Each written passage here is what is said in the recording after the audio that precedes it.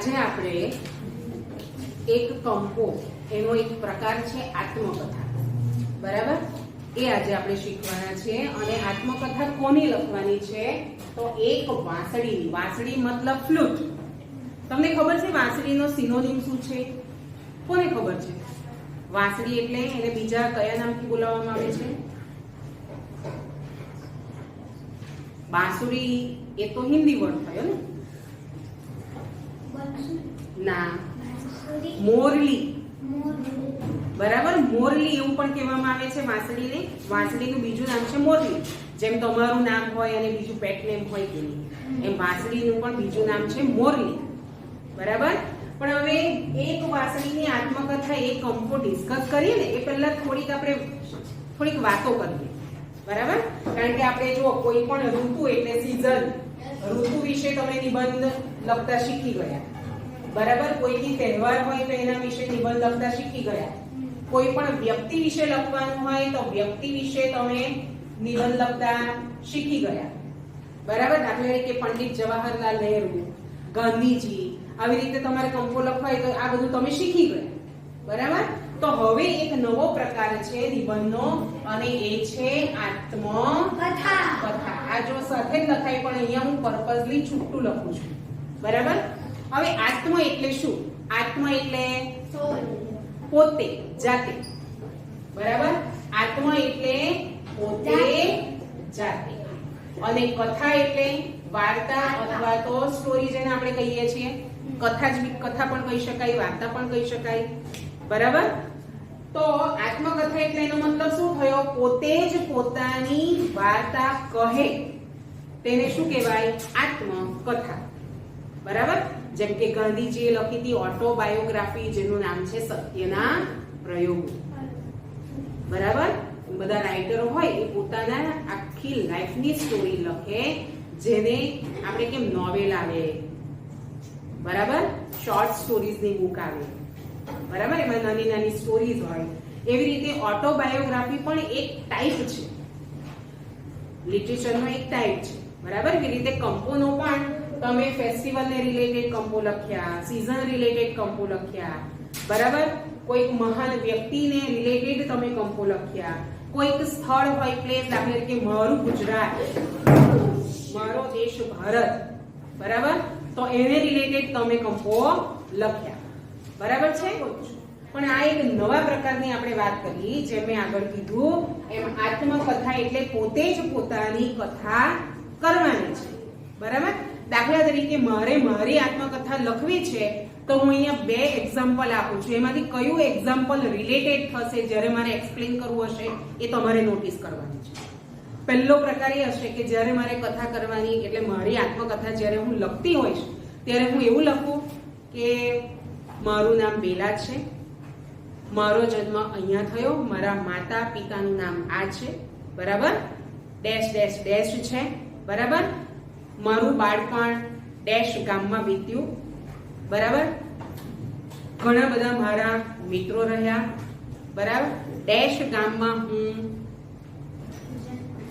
ભણી, બરાબર, ત્યાંથી આગળ ભણવા માટે હું ડેશ ગામમાં ગઈ, ધીમે ધીમે ધીમે ધીમે હું ખૂબ ભણી, આગળ વધી. આ રીતે આ ફર્સ્ટ ટાઈપ. બરાબર? બીજો પ્રકાર કે બેલાબેન નામના એક વ્યક્તિ હતા કે જેમનો જન્મ ડેશ ગામમાં થયો, જેમના માતાનું નામ ડેશ, પિતાનું નામ ડેશ, બરાબર, તેઓ ડેશ ગામમાં ભણ્યા, ધીમે ધીમે ભણમાં ખૂબ આગળ વધ્યા, બરાબર, પછી એમણે પોતાની કારકિર્દી બનાવી. આવી રીતે આ બે તમને મેં પ્રકાર બતાવી, એમાંથી ફર્સ્ટ વન આને રિલેટેડ હશે કે સેકન્ડ વન? તમારે આન્સર કયો? કેમ ફર્સ્ટ? કેમ કે ટીચર એમાં તમે તમારી વાત કરતા છો, પહેલા સેકન્ડ ની અંદર છે ને કોઈ તમારી વાત. યસ, એટલે એનો મતલબ શું થયો તમને ખ્યાલ છે કે જ્યારે મારે આત્મકથા લખવાની છે એટલે એનો મતલબ એમ કે હું મારી જ સ્ટોરી કરી રહી છું. બરાબર? હવે એઝ અ કંપોના ફોર્મમાં તમને આ પણ આવી રીતે પણ આવે. દાખલા તરીકે સમજો કે વર્ગખંડની આત્મકથા, આવો તમને કંપો પૂછાય. વર્ગખંડની આત્મકથા એટલે જ્યારે એક્ઝામમાં જો આવો કંપો પૂછાય તો મારે કોની સ્ટોરી લખવાની છે? વર્ગખંડ. બરાબર. તો હું એવી રીતે લખીશ કે એક વર્ગખંડ હતો એવી રીતે લખીશ. તો હું પોતે જ એક વર્ગખંડ મીન્સ વોટ? ક્લાસરૂમ. હું પોતે જ એક ક્લાસરૂમ છે એવું હું ફીલ કરીને લખીશ. બરાબર. હું પોતે ક્લાસરૂમ છું એટલે જ્યારે મારે આ કંપો લખવાનો છે ત્યારે હું બેલા નહીં પણ ત્યારે લખતી વખતે હું શું બની જઈશ? ક્લાસરૂમ. સમજાય છે? પછી દાખલા તરીકે એમ પૂછાય કે ભાઈ એક સિક્કાની આત્મકથા. સિક્કો મીન્સ કોઈન. તો એ આ કંપો લખતી વખતે મારે તે ટાઈમે કોઈન બનવાનો, સિક્કો બનવાનો છે. બરાબર. એટલે તમે જે છો એ તમારે ભૂલી જવાનું છે અને જેના વિશે તમારે કંપો લખવાનો છે, આત્મકથા લખવાનું છે, એ વ્યક્તિ, એ વસ્તુ તમારે જાતે બની જવાનું છે. બરાબર. પછી એવું પણ આવે કે ફાટેલી ચોપડીની આત્મકથા. તમારી ટેક્સ્ટબુક તમે કેટલી સાચવો છો? બરાબર. કેવી રીતે એનો યુઝ કરો છો? જો વ્યવસ્થિત યુઝ કરો તો તમારી ટેક્સ્ટબુક એવી ને એવી રહે, નવી જ. પણ તમે વ્યવસ્થિત એનો યુઝ ન કરો તો ટેક્સ્ટ ધીમે ધીમે ફાટી જાય. તો ફાટેલી ચોપડીની આત્મકથા આવું પણ આવે. બરાબર. હવે દાખલા તરીકે આવું પૂછાય કે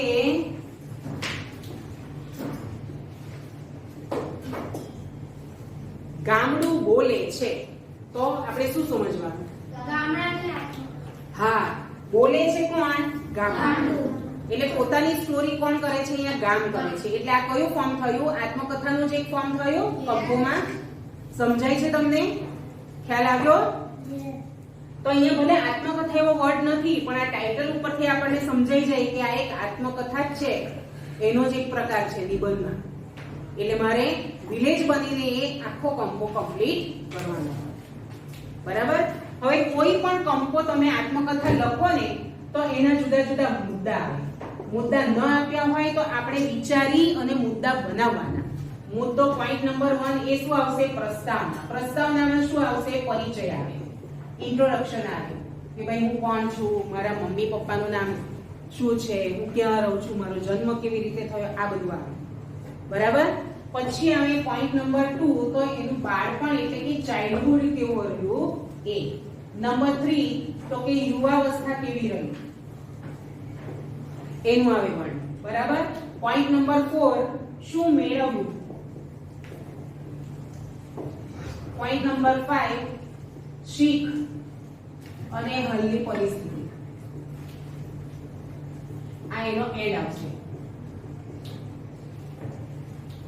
બરાબર. આપણને શું શીખ મળે છે, બોધ મળે છે. અહીંયા બોધ એવું લખો એટલે તમને એક્ઝેક્ટ ખ્યાલ આવે. મોરલ.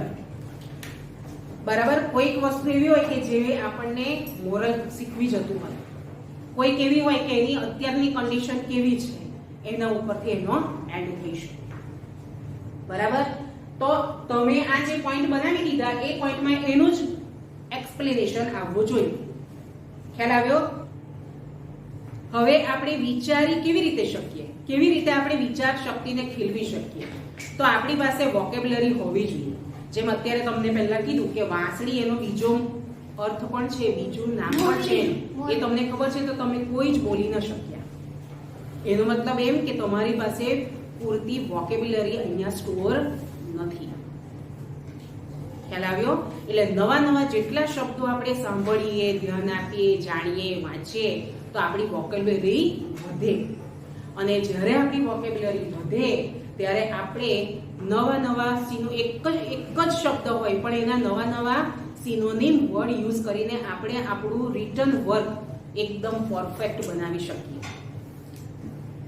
સમજો છો? માનો છો તમે લોકો? એગ્રી છો બધા મારી સાથે? બરાબર. તો આના ઉપર ફોકસ કરવાનો. અમે નાના હતા ત્યારે શું કરતા તમને ખબર? અમને અમારા મમ્મી પપ્પા ક્યાંય ફરવા લઈ જાય કે અમે વેકેશનમાં ગામ જઈએ તો હંમેશા વિન્ડો ઉપર બેસવા માટે બધા ભાઈ બહેન ઝઘડો કરીએ. કેમ?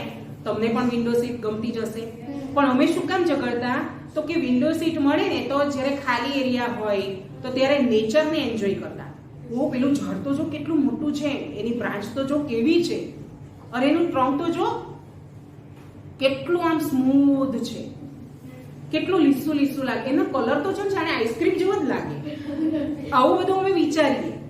બરાબર. તો આઈસ્ક્રીમ જેવું લાગે, બધી કમ્પેરિઝન જોઈને કરતા થયા. બરાબર. પછી બાજાર એરિયા આવે કે માર્કેટ એરિયા આવે એટલે બધી શોપ આવે. તો શોપ હોય ને તો નાના હતા ત્યારથી જ આમ બારી ઉપર પાસે બેસીને મોટા હોર્ડિંગ ઉપર મોટા જે શું કહેવાય નામ જે હોય દુકાનના, બરાબર, એ મોટા લેટર વાંચતા. ને શરૂઆતમાં વાંચતા ત્યારે શું થતું ખબર, નાના હતા ત્યારે હજી તો એકાદ બે લેટર વાંચી એટલે બસ તો આગળ ભાગી જાય. એટલે પેલું આખું નામ તો રીડ થાય જ નહીં. એટલે બીજી વાર એમ થાય કે નહીં, હવે જે કોડ આવે ને એનું તો આખું નામ હું રીડ કરીને જ લઉં. આવું અંદર પોતે જ ફીલ કરતા, પોતાની જાત સાથે જ કોમ્પિટિશન કરતા. પછી ધીમે ધીમે એવી રીતે રીડ કરતા થયા. બરાબર. પછી રીડિંગ અમારું ફાસ્ટ થતું થયું. આવી રીતે રીડિંગ અમારું આવી રીતે ફાસ્ટ થયું.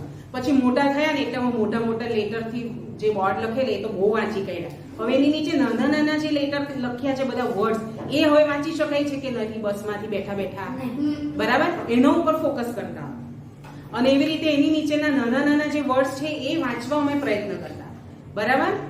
હવે તમને દાખલા તરીકે કોઈ નવી સ્ટોરી બુક ને એવું બધું રીડ કરવા આપે તો સ્વાભાવિક છે કે ધીમે તમે રીડ કરો. પછી તમારું રીડિંગ ફાસ્ટ થાય. ક્યારેક એવા વર્ડ આવે કે જે જોડાક્ષર હોય અને તમારા માટે નવા વર્ડ હોય, તો ત્યારે રીડ કરવા માટે તમને તકલીફ પડે. ત્યારે તમારે કોઈની હેલ્પ લેવી પડે, મમ્મીની, પપ્પાની, ઘરમાં દાદા દાદી હોય એની, મોટા ભાઈ બહેન હોય એની. બરાબર. પણ એકવાર તમારો એ શબ્દ જાણીતો થઈ ગયો ત્યાર પછી બીજી વાર તમે વાંચી કાઢો કે નહીં, ફટાફટ વાંચી શકો કે નહીં. તો આના લીધે શું થાય, રીડિંગ ઇમ્પ્રુવ થાય, તમારું રીડિંગ ફાસ્ટ થાય, વોકેબ્યુલરી તમારી વધતી જાય. અને જ્યારે વોકેબ્યુલરી વધે ત્યારે તમે ઈઝીલી જે કંઈ પણ લખવું હોય એ તમે લખી શકો. બરાબર. હવે તમે પેલું ભજન સાંભળ્યું હશે કે વિંધાવવું પડે રે એને વિંધાવવું પડે, વાગ્યા પહેલા વાસળડીએ વિંધાવવું પડે. આ વાસળી માટે ભજન છે.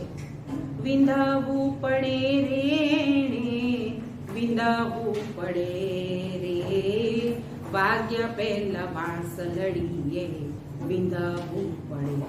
તમને ખબર હશે કે વાંસળી કોની સૌથી પ્રિય? Very good. તો આ તમને ખબર છે એટલે તમે બોલી શક્યા ને. બરાબર. હવે વાંસળી કેવી રીતે બનાવવામાં આવી એની આખી પ્રોસીજર એ તમારે YouTube માંથી વિડીયો સર્ચ કરવાના છે અને જોવાના છે. આ પ્રોસીજર એટલા માટે હું તમને સર્ચ કરીને જોવા માટે કહું છું કારણ કે બધું આપણે લખવાનું છે ને, પરિચય, બાળપણ, એ બધું એ તમને ખબર હશે તો તમે લખી શકશો ને. હવે આ ખબર હતી કે કોને પ્રિય હતી તો કૃષ્ણ ભગવાન, એ કેવું તમે તરત કહી દીધું. તો એ વાંસળી કેવી રીતે બનાવવામાં આવે છે એ તમને ખબર હશે તો તમે ઈઝીલી લખી શકો ને. હવે હું તમને કહી દઉં તો તમે થોડું ઘણું ધ્યાન આપો નહીં આપો એવું, પણ આ જાતે સર્ચ કરીને જોવાનું છે. વિડીયો બહુ બધા હશે પણ ઝીણામાં ઝીણી બાબત કયા વિડીયોમાં વ્યવસ્થિત રીતે સમજાવવામાં આવી છે એવો વિડીયો તમારે શોધીને જોવાનો છે. હવે બાંબુનું ઝાડ તો બધાએ જોયું જ હશે. બરાબર. ગ્રીન બાંબુ સુકાઈ ગયું હોય તો યલો થઈ જાય. હવે એ બાંબુનો જે ડાળી હોય એ ડાળીમાંથી એક આવી રીતે કટ કરવામાં આવે. બરાબર. અમુક મેઝરમેન્ટની ડાળી કટ કરવામાં આવે. બરાબર. કટ કર્યા પછી એ તો પેલી ગાંઠ ને ઊભી હોય વચ્ચે એટલે એને સ્મૂથ કરવાની હોય. બરાબર. એટલે એને સ્મૂથ કરવા માટે એના ઉપર કેટલું કરવામાં આવે. બીજું કે તમે જોયું હશે કે ફ્લૂટમાં શું હોય, હોલ. બરાબર. તો હોલ કરવા માટે શું કરે તો પહેલા મેઝરમેન્ટ લે અને આવી રીતે ડોટ કરી દે. અને ડોટ કર્યા પછી શું કરે ખબર, ગરમ સળિયા હોય ને, લાલ થઈ ગયેલા સળિયા, એ સળિયાથી આના હોલ હોય ને, કારણ કે બાંબુ તો કેવું હોય અંદરથી પોલું હોય, પાઇપ જેવું જ હોય ને, તો એમાં ઈઝીલી હોલ કેવી રીતે પડી જાય તો પેલા ગરમ સળિયો હોય ને એને આપણે જે આ માર્ક કર્યું હોય ને એના ઉપર આમ લગાવી એટલે એમાં ઈઝીલી હોલ પડી જાય. બરાબર. ક્યારેક એવું હોય કે બાંબુ હોય ને તો એની જે સરફેસ અંદરની જે સરફેસ હોય એ થોડી ઠીક હોય, જાડી હોય, તો એને બરાબર કરવા માટે કેટલાક લોકો એવું કરે કે ઉપરથી એને ઘસવા માંડે તો એની જે આ પહોળાઈ છે એ ધીમે ઘટતી જાય અને એ સાંકડી થઈ જાય વાંસળી. બરાબર. કેટલાક લોકો શું કરે એની અંદરની સરફેસ ને ઘસે એટલે એ ઉપરની જે છે પહોળાઈ એટલી રહે પણ અંદરથી ઘસાતું પાતળું થઈ જાય. સમજણ પડી હું શું કહું છું એ? બરાબર. આવી રીતે એને કરવામાં આવે એટલે એને ડામ દેવામાં આવે. તમે વિચારો કે તમને ગરમ તમે તો વેકેશનમાં ઘરે હતા તો જમવાનો ટાઈમ થયો હોય એટલે મમ્મી બધું સેટ કરે છે જમવા માટે, બધી વસ્તુ ભેગી કરે છે બનાવ્યું હોય તો તમે એમ કહો કે લાવ મમ્મી હું હેલ્પ કરું. બરાબર. તો તમે દાળ કે શાકની તપેલી લઈને જવા જાઓ પણ એ ગરમ હોય, તમને ખ્યાલ નથી હોતો, ગરમ ગરમ પકડાઈ ગઈ તો તમે કેવી બૂમો પાડી પાડો ને બૂમો. તો એવી રીતે આ તો ગરમ જો ટ્રી છે એ બી લિવિંગ બીંગ છે, એ બોલી નથી શકતું પણ પીડા તો એને થતી હશે ને જેમ આપણને થાય. તો એવી રીતે જ્યારે લોખંડ કે સળિયાથી આપણને ડમ દે તો આપણે શું કરીએ? આપણે તો કૂદવા જ માંડીએ, કારણ કે એ રજ આપણાથી પીડા સહન જ નથી થતી. જ્યારે આને તો જીભ નથી, બોલી નથી શકતી, તે પોતે કેવી રીતે પોતાની પીડા વ્યક્ત કરે? બરાબર. એટલે ચૂપચાપ એને તો જે કંઈ પણ વેદના થતી હોય એ મૂંગા મોઢે સહન કરવી પડે. બરાબર. અને એકવાર નહીં ડમ દેવામાં આવે, એને 6 થી 7 વાર એને ડમ દેવામાં આવે. ડમ દીધા પછી એની ઉપરની સપાટીને સરખી કરવા માટે સેન્ડ પેપર હોય, 2 પ્રકારના હોય, એક રફ હોય અને એનાથી થોડું સ્મૂથ હોય. તો પહેલા રફ સેન્ડ પેપરથી એની સરફેસને ઘસી ઘસી ઘસી અને સરખી કરવામાં આવે. પછી એના ઉપર પેલું બીજું જે સ્મૂથ હોય એનાથી એ ઘસવામાં આવે એટલે એની ઉપરની સપાટી સ્મૂથ થઈ જાય. અને પછી પેલો કારીગર જે છે, સર્જનહાર, એને બનાવનાર વ્યક્તિ, એને પેલા હોલ હોય એમાંથી ફૂંક મારે એટલે અંદરથી અવાજ નીકળે. અવાજ નીકળે એટલે બનાવવાળો પણ ખુશ થઈ જાય અને વાંસળીએ જેટલી જે પીડા વેદના જે સહન કરી હોય ને એ પણ એની વેદના ભૂલી જાય. કેમ? તો કે એને બનાવનાર વ્યક્તિ એમાંથી જાતનું સર્જન કરી શકે છે.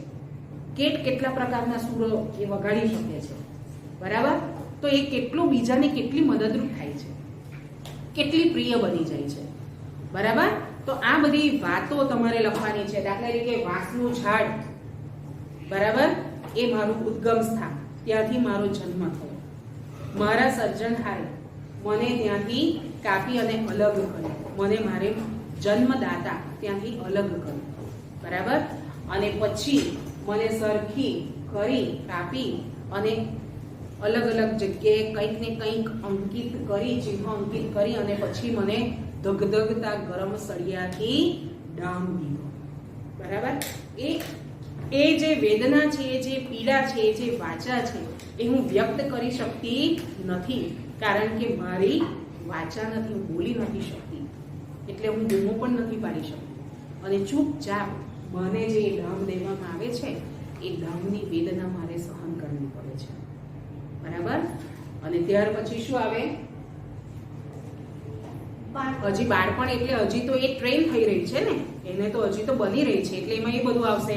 સેન્ડ પેપર ઘસવામાં આવે, પછી બીજું પેલું સ્મૂધ પેપરથી એને સ્મૂધ, એની સરફેસ સ્મૂધ કરવામાં આવે. બરાબર. એ પ્રમાણે કરવામાં આવે. ખ્યાલ આવ્યો? સમજાયું તમને? એ રીતે વર્ણન કરવાનું છે. યુવાવસ્થા એટલે શું?